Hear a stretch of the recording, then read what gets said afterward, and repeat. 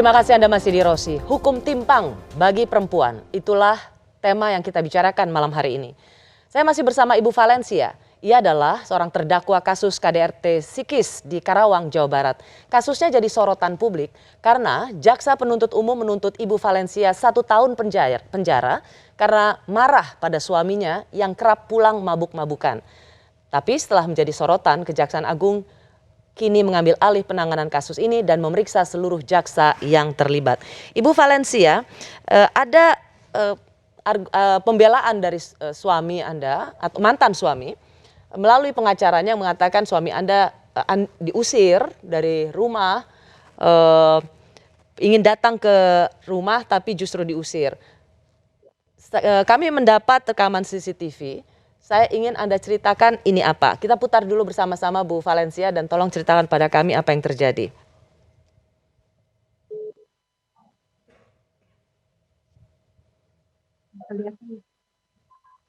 Kelihatan tidak kelihatan. Ini diklik.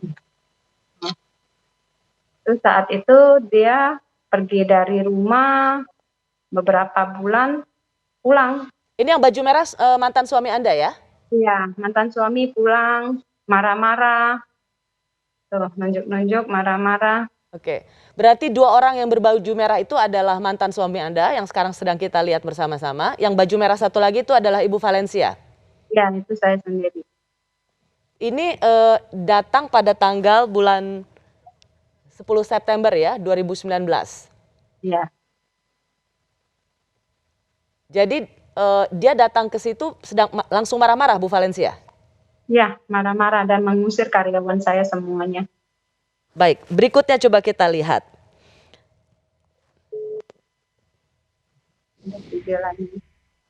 Ya, ini di kantor, kita semua lagi bekerja. Ya, tiba-tiba masuk mengusir semuanya.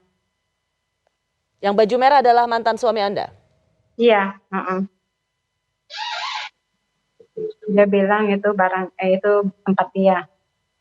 Suruh sewa. Dia suruh saya pergi juga, suruh saya sewa.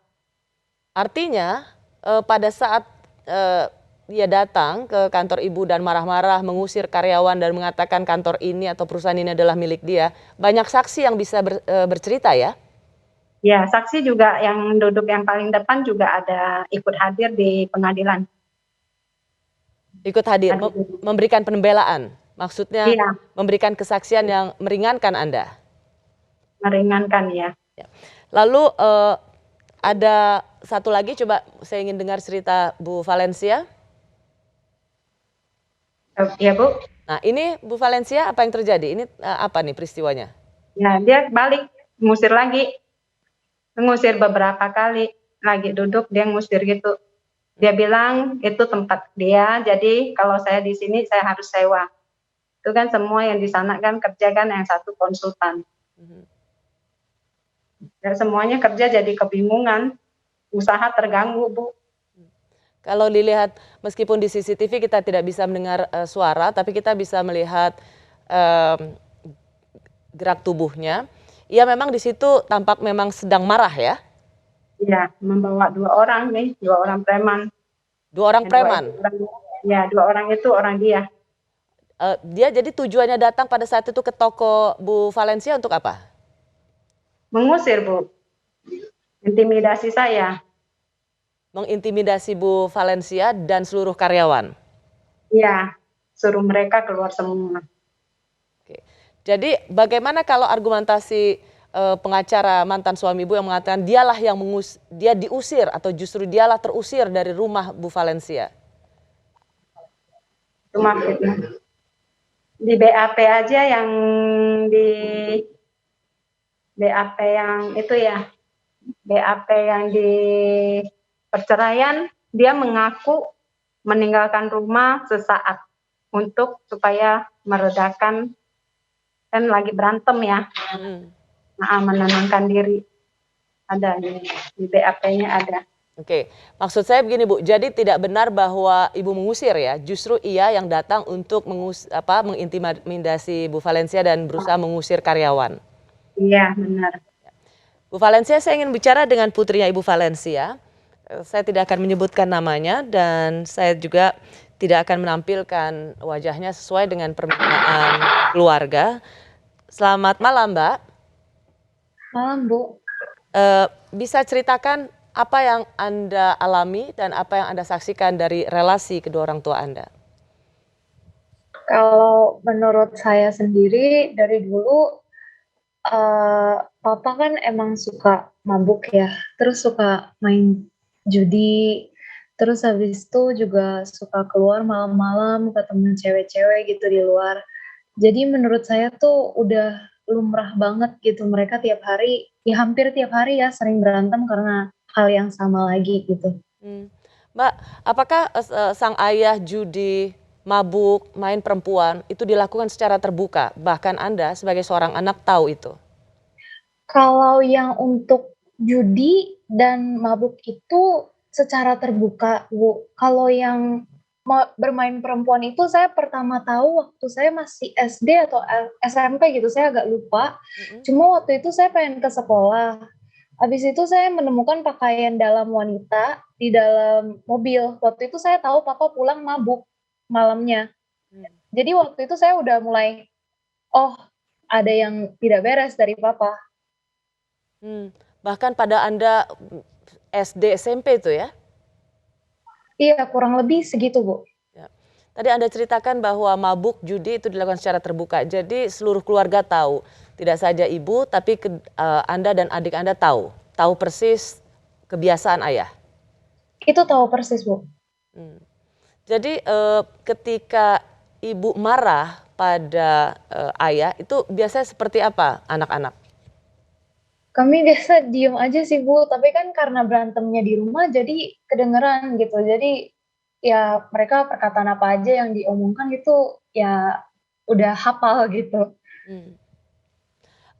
Ibu Valencia, ibu Anda itu dituntut penjara 1 tahun karena jaksa memperlihatkan bukti-bukti justru ibu yang marah-marah pada sang suami, pada ayah Anda dan melakukan kekerasan. Sebagai seorang anak yang menyaksikan ini, saya ingin dengar apa tanggapan Anda? Menurut saya, ibu saya kalau dilaporin hanya karena marah-marah kepada bapak saya yang emang perilakunya tidak baik ya dan melenceng, menurut saya itu wajar gitu karena mama saya itu peduli terhadap papa saya dan terhadap masa depan papa saya juga.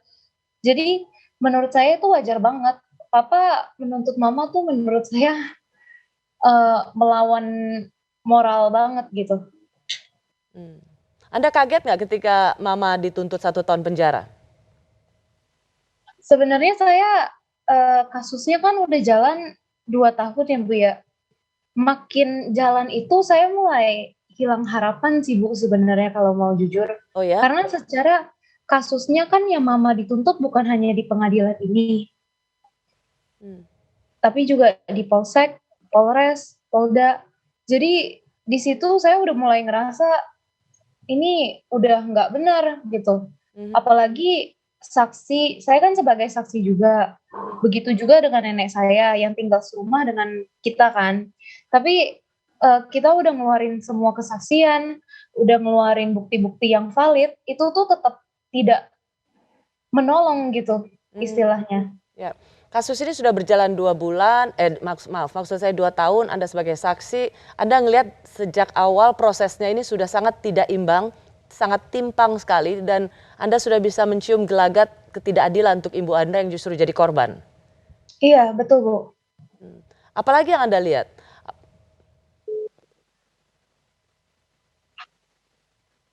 Halo? Iya Bu. Apalagi yang Anda lihat atau apa yang Anda rasakan? Kalau yang saya lihat dan rasakan itu ya secara hukum ini tidak adil, secara kemanusiaan lebih tidak adil lagi. Jadi menurut saya kecewa iya, sakit hati iya, dan gimana ya, sedih sih Bu, lebih sedih. Emosinya lebih kebanyakan sedih. Ya, saya mendapat juga informasi dari Komnas Perempuan sejak kasus ibu Anda bergulir hingga ke pengadilan, keluarga mengalami depresi berat sehingga harus mendampingi pendampingan psikolog dari Pusat Pemberdayaan Perempuan dan Anak Kabupaten Karawang. Bisa cerita? Kalau mengenai psikolog, situasi ibu saya, mama saya itu setahu saya udah 2 kali overdosis karena obat tidur. Waktu itu kami sekeluarga sempat mengantar sampai ke IGD. Tapi mama ini overdosis karena obat tidur, waktu itu saya juga pernah temenin mama ke psikiater dan emang psikiater itu yang menyarankan untuk minum obat tidur karena terlalu banyak tekanan psikisnya. Tapi karena biasanya kalau misalnya panggilan itu bisa datang, kadang tuh mereka bisa manggil di hari yang sama dari Polsek, Polres, dan Polda. Jadi saya mengerti banget kalau mama itu sangat depresi. Terlebih karena papa terus menuntutnya itu nggak berhenti gitu. Mhm. Ya, Ibu Valencia, salah satu fakta lampiran yang dirilis oleh Komnas Perempuan, tekanan-tekanan tidak saja dari sang suami, tapi dampak dari kekerasan dan proses hukum membuat Anda mengalami depresi dan pernah mencoba, bunuh diri. Betul, Bu Valencia? Karena merasa nggak kuat lagi, Bu. Maaf, Ibu Valencia, bisa diulang? Saya kurang mendengar. Iya, Bu, karena merasa nggak kuat lagi. Udah tekanannya udah benar-benar dahsyat, Bu.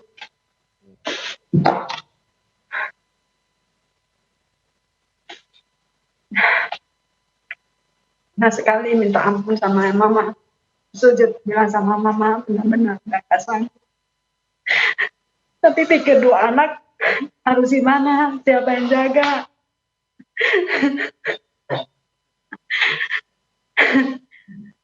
Tanggung jawab besar.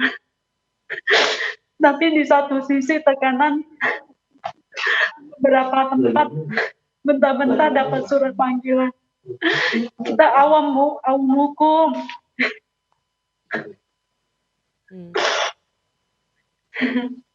Ya, Ibu, saya ikut bisa merasakan dan ikut berbela rasa dengan apa yang Ibu rasakan.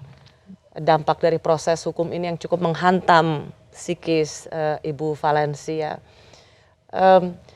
Apa sama seperti sang putri, Ibu juga sudah mencium adanya kejanggalan, ketidakadilan, ketimpangan hukum yang Bu Valencia rasakan? Sayang sekali kita Oke, saya rasa sambungan sedikit terputus pada Bu Valencia. Tidak apa, kita tunggu. Atau ke Pak Iwan dulu. Pak Iwan bisa mendengar saya? Baru sih. Ya, Pak Iwan, tadi kita sudah mendengar bagaimana kesaksian dari Bu Valencia dan putrinya tentang kejanggalan-kejanggalan.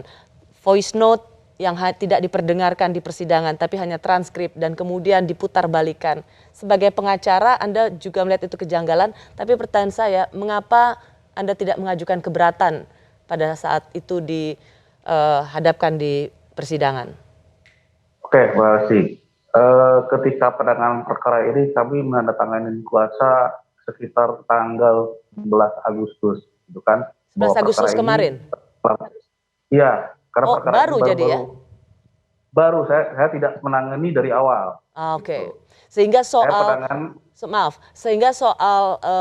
bukti-bukti di persidangan bukan Anda waktu itu pengacaranya? Bukan. Jadi ketika pendampingan di Polda gitu, bukan saya yang dampingi, saya itu pendampingan ketika perkara ini sudah mau masuk persidangan gitu. Ketika persidangan awal lancar, dari dakwaan gitu kan, terus saksi-saksi, memang betul pada saat untuk voice note ini jaksa tidak bisa menunjukkan bukti untuk memutarkan ini. Wah, majelis hakim pun sudah telah meminta, bisa nggak ini diputar? Tapi sampai tidak terjadi itu untuk diputar, seperti itu.